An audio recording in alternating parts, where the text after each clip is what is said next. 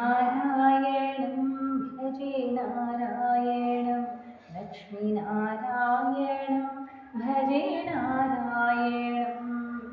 नारायणं भजे नारायणं लक्ष्मीनारायणं भजे नारायणं पङ्कजलोचनं नारायणं भक्तसङ्कटमोचनं नारायणं करुणापयोनिधिं नारायणं भव्यशरणागतनिधिं नारायणं नारायणं भजे नारायणं लक्ष्मीनारायणं भजे नारायणं